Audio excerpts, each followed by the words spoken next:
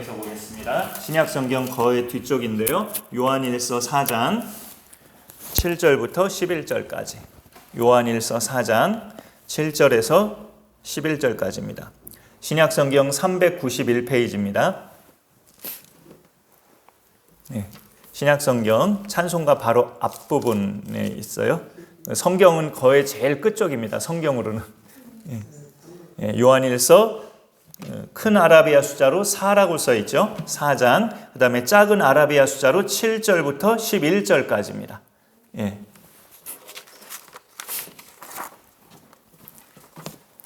우리 요한일서 4장 7에서 11절까지 다 보시면 같이 읽겠습니다.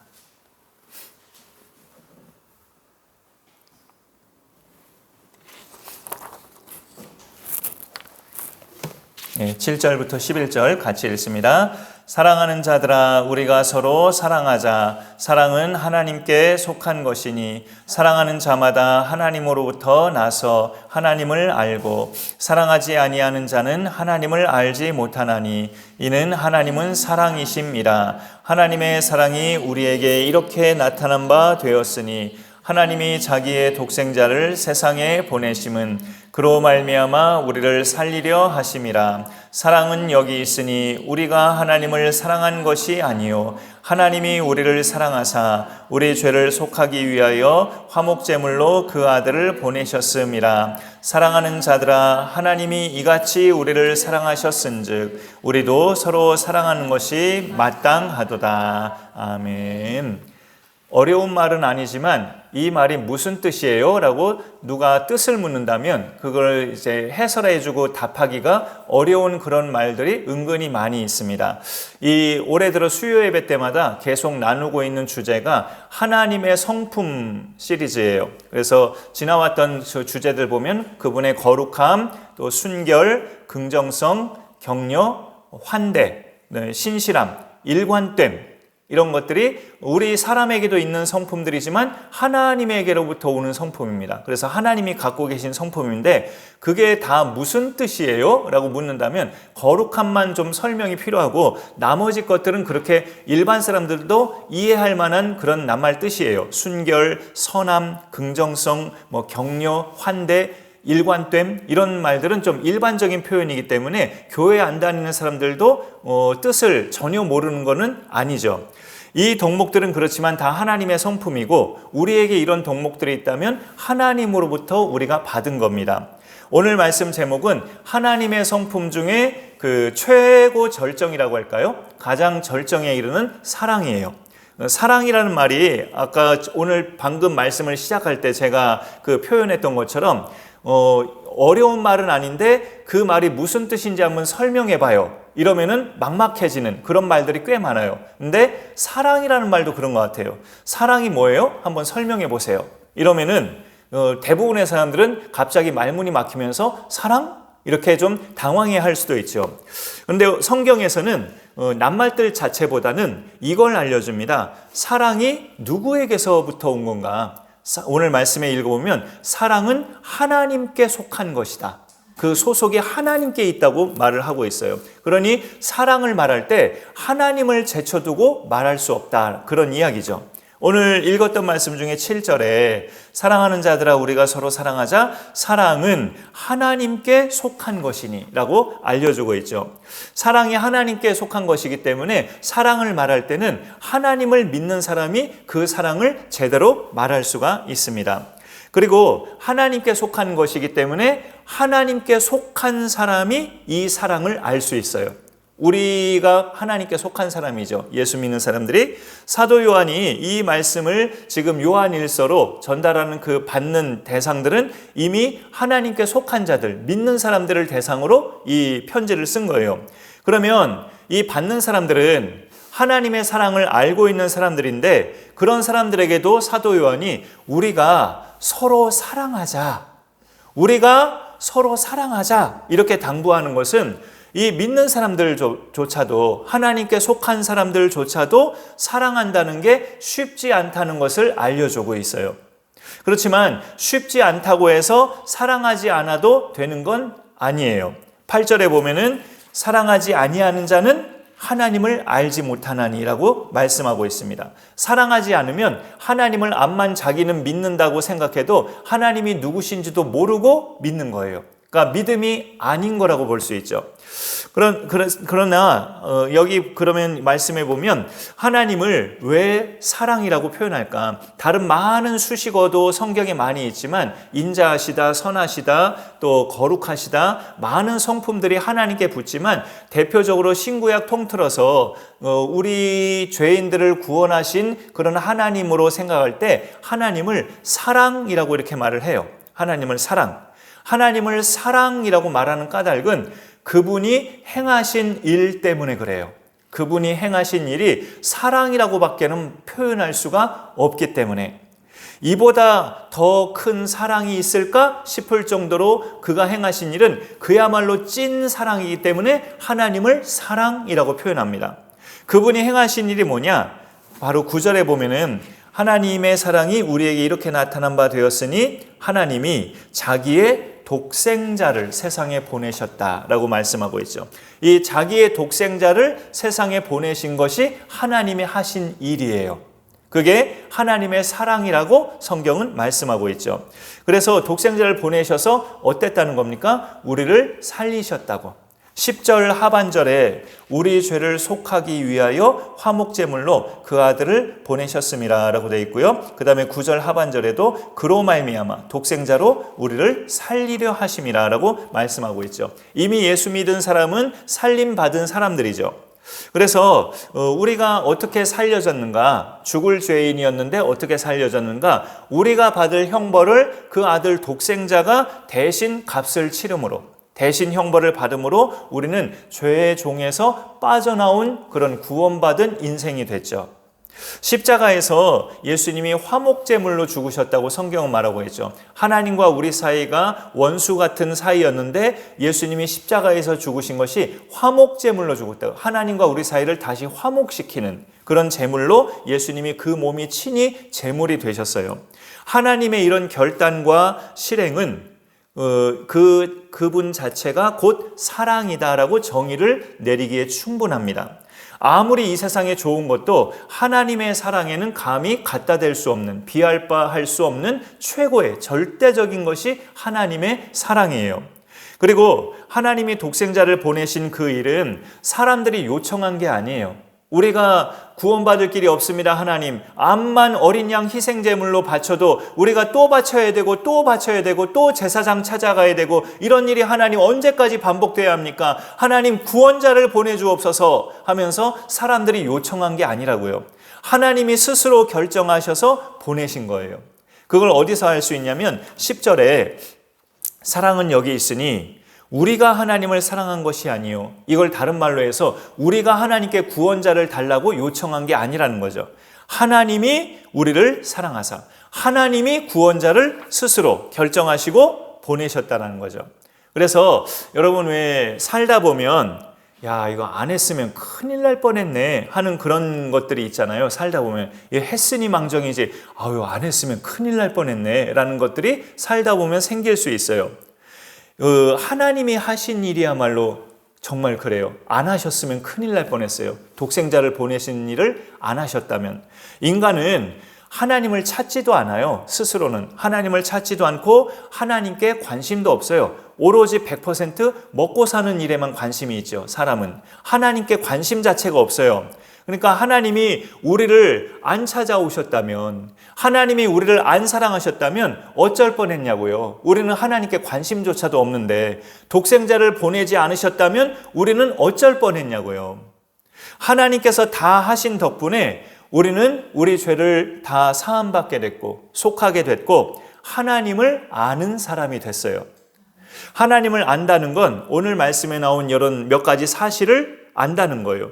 우리가 그를 사랑한 게 아니고 그가 우리를 사랑하셨다는 것. 그리고 우리를 살리시려고 우리가 요청하지도 않았는데 당신의 독생자를 보내셨다는 것. 하나님을 안다는 건 그 귀한 사실을 안다는 거죠. 그러나 오늘 말씀에서는 그 이상으로 강조하는 것이 뭐냐면 우리가 서로 사랑할 때 하나님을 알게 된대요. 우리가 서로 사랑할 때 그게 7절 하반절에 사랑하는 자마다 하나님으로부터 나서 하나님을 알고, 사랑하는 자마다 하나님을 알게 되지 사랑하지 않으면 하나님을 모른다는 거죠. 그리고 오늘 본문은 11절까지였지만 그 다음 절 12절에 보시면 어느 때나 하나님을 본 사람이 없으되 만일 우리가 서로 사랑하면 하나님이 우리 안에 거하셔서 하나님을 본 사람이 된다라는 식으로 말씀하고 있어요. 그러니까 우리가 서로 사랑할 때 하나님이 누구신지를 알게 된다는 거죠. 이런 분이 하나님이시구나 라고 알게 된다는 거예요.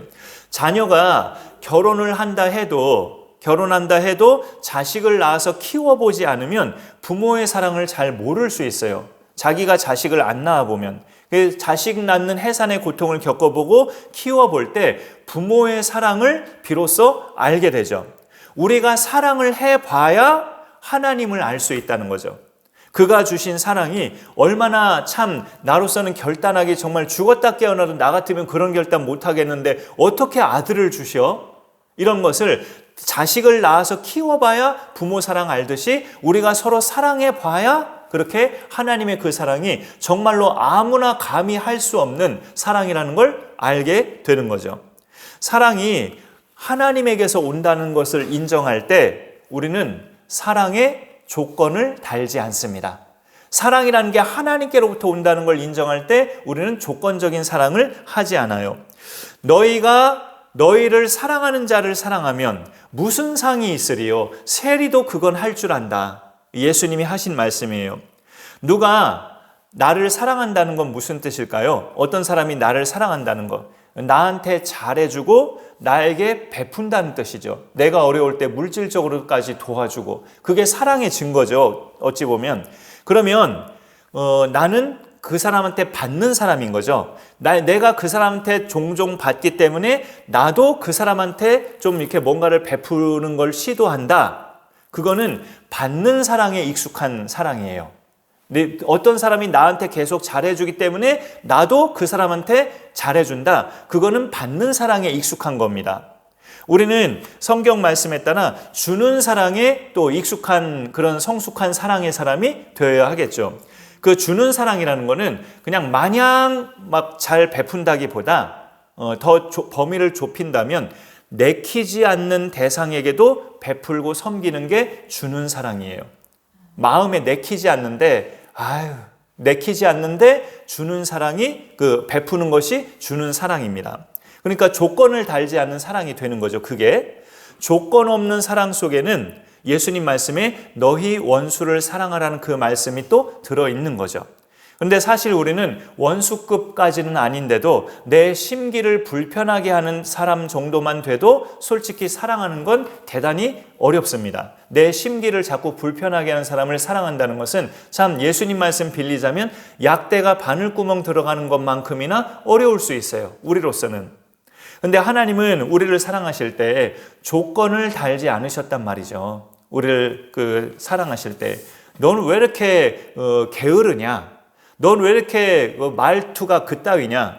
넌 왜 이렇게 사람들을 팍팍하게 대하냐? 이런 것들을 다 가리면서 그러지 않은 사람에게만 예수 믿게 하셨나? 하나님이 안 그러잖아요. 하나님은 그런 조건을 안 다셨어요. 넌 왜 이렇게 학창시절에 성적이 이렇게 맨날 형편없었냐? 공부도 안 했구나 너. 이렇게 하면서 공부하는 사람 또 구원자에서 제외시켰다? 그러면 저는 구원 못 받을 수 있어요. 그런 것을 우리가 볼 때 하나님은 우리를 사랑하시고 구원하실 때 조건 하나도 안 다셨어요. 하지만 또 마냥 무조건적으로 우리를 구원하신 건 또 아니에요. 모두에게 공통으로 하나님이 제시한 조건은 뭐냐면 내가 보낸 독생자를 믿는 자마다 이거예요. 내가 보낸 독생자를, 내가 너희 세상에 독생자를 보낼 건데 그 독생자를 믿는 자마다 영생을 얻는다는 그 믿음이 조건이었어요. 믿음이. 누구든지 예수님을 그리스도로, 예수님을 하나님의 아들로 죄인의 구원자로 믿으면 영생을 얻는다. 구원의 은총을 받는다. 그 믿음을 조건으로 하나님은 거셨습니다. 그 믿음은 단순히 그렇게 하나님이 보내신 독생자를 마음을 열고 받아들인, 내가 인정하고 그래요 나는 죄인입니다. 이 구원자가 나는 필요합니다라고 인정하고 받아들이는 거예요. 거기에는 어떤 차별도 없어요. 믿으라는 명령만 하신 것뿐이에요. 믿으라는 것은 사람한테 부담을 주는 조건이 아닙니다. 믿으라는 건 율법을 온전히 지켜라, 선행을 많이 하라, 그래야 구원받을 수 있다. 이거는 굉장한 부담을 주는 조건이에요, 사람한테. 그러나 하나님이 세상에 보내신 아들 예수 그리스도를 믿으면 구원받는다, 믿어라, 이거는 인간 편에서 볼 때 부담스러운 조건이 아니라 은혜입니다. 은혜. 믿으면 된다고? 하면서 믿어지지 않는 그 사실을 내가 그대로 인정하고 받아들이는 것은 내 입장에서, 죄인인 입장에서는 부담스러운 조건이 아니고 은혜예요. 은혜. 그냥 받으면 돼요. 아무런 의심 없이 받으면 됩니다. 그런데 이 믿음도요, 어찌 보면 그래 내가 믿어야지 한다고 해서 믿음이 생기는 것이 아니라 하나님께서 내 마음을 만지실 때 믿음이 생겨요. 내 마음을 만지실 때, 그걸 이제 하나님의 은혜가 임할 때, 그렇게도 표현합니다. 나에게 하나님의 은혜가 임할 때 내 속에 믿음이 생겨서 예수님이 나 때문에 그렇게까지 죽으시다니 하면서 마음에 받아들여지고 믿어지는 거죠. 예수님께서 내 죄 때문에 십자가 죽음을 당하시고 그렇게 죽으셨지만 하나님이시기 때문에 그 죽음을 이기시고 부활하셨음을 내가 믿는다면 나한테는 하나님의 은혜가 임한 겁니다. 하나님의 만져주심이 내 마음에 임한 거예요. 하나님께서 보내신 독생자 예수님을 그리스도로 믿는 사람은 하나님의 사랑을 받아들인 겁니다. 제가 하나님의 사랑 받겠습니다 하고 받아들인 거예요. 왜냐하면 오늘 말씀뿐만 아니라 성경 전체를 볼 때 하나님의 사랑의 결정체가 독생자를 보낸 거라고 말씀하거든요. 하나님을 사랑이다 라고 말할 때 왜 그분이 사랑인데요? 라고 묻는다면 자기 아들을 보내셨거든. 이게 가장 정답이거든요. 그러니까 우리가 예수님을 믿는다는 뜻은 하나님의 그 사랑을 제가 받아들입니다 라는 뜻이에요. 우리 예수 믿는 사람들은 하나님의 그 사랑이 내 속에 있어요. 그러니까 받아들인 거고 내 속에 지금 있는 상태예요. 하나님의 사랑이 우리 안에 있다면 자연히 따라오는 해답은 하나님 그분이 어떤 분인지를 내가 안다는 뜻도 돼요. 하나님. 그래서 하나님이 어떤 분인지를 내가 알기 때문에 다른 사람들을 우리가 사랑할 수밖에 없게 돼요. 오늘 요한일서에 보면 사랑하기를 힘쓰라 이렇게 말하지 않고요. 서로 사랑하는 것이 마땅하니라 이렇게 말해요. 11절 말씀에 사랑하는 자들아 하나님이 이같이 우리를 사랑하셨은즉 우리도 서로 사랑하는 것이 마땅하니라. 힘써라, 좀 사랑해라 이렇게 말하지 않고 사랑하는 게 마땅한 거야. 의무적인 것도 아니고 당연한 거야. 이렇게 우리에게 강조하고 있는 거죠. 하나님의 그 사랑에 대해서 오늘 요한일서 4장 11절에는 이같이라고 표현하고 있죠. 이같이. 이 사도 요한이 요한복음도 썼어요. 근데 요한복음 3장 16절에는 이같이가 아니고 이처럼이에요. 그래, 이같이나 이처럼이나 같은 뜻입니다. 요한일서 4장 11절에 이같이, 요한복음 3장 16절에 이처럼, 이 둘은 같은 뜻이에요. 뭐가 도대체 이같이고 이처럼이란 뜻인가요? 독생자를 주신 거, 우리를 위해서 독생자를 주심같이, 우리를 위해서 독생자를 주신 것처럼 그렇게 이같이와 이처럼이에요. 그런 의미를 우리가 받아들일 때 하나님은 우리를 그처럼 그같이 사랑하셨다라고 강조하는 거죠. 이번 주간이 고난주간입니다. 예수께서 우리를 위해서 십자가를 지시고 돌아가신 요일이 금요일인데 모레가 바로 성금요일이죠. 그 돌아가신 금요일은 그 한 주간이 고난주간인데 교회는 그래서 고난주간으로 지키고 있어요. 중간쯤 왔는데요. 수요일이라 남은 며칠 동안도 우리가 나를 구원하신 예수님을 생각하고 또 성경 말씀을 묵상하고 또 성경 로마서 필사를 도전해 보시고 또 무엇보다 나 자신이 죄짓지 않기를 하나님 앞에 기도하면서 그렇게 하루하루 부활주일을 우리가 맞이하면 좋겠습니다. 부활주일 겸 초청주일을 나 자신을 성결하게 함으로써 하나님 앞에 이 고난주간을 예수님 묵상함으로써 우리가 부활의 날, 초청의 날을 은혜 가운데 맞이할 수 있기를 간절히 축복합니다. 제가 기도하겠습니다. 하나님 감사합니다. 오늘도 우리에게 말씀하여 주셔서 감사드립니다. 하나님의 성품 시리즈 가운데 어찌 보면 최고의 것이라고 할 수 있는 사랑, 이 사랑은 하나님을 빼고는 설명할 수 없음을 성경은 우리에게 선포하고 있습니다. 사랑을 안다는 사람은 하나님을 아는 것이고, 그 하나님을 안다는 것은 그 하나님이 보내신 독생자가 내 대신 십자가에서 죽어주심으로 나의 구원자가 되셨음을 안다는 뜻입니다. 하나님 아버지, 우리가 예수님을 믿고 있다면 그 사랑이 우리 속에 있을 터인데, 그 사랑 가지고 우리가 서로 사랑하게 하시고, 조건적인 사랑이 아닌 무조건적인 사랑이 우리 가운데 잘 나타나지고 베풀어질 수 있도록 하나님 함께하여 주옵소서. 예수님의 이름으로 기도드립니다. 아멘.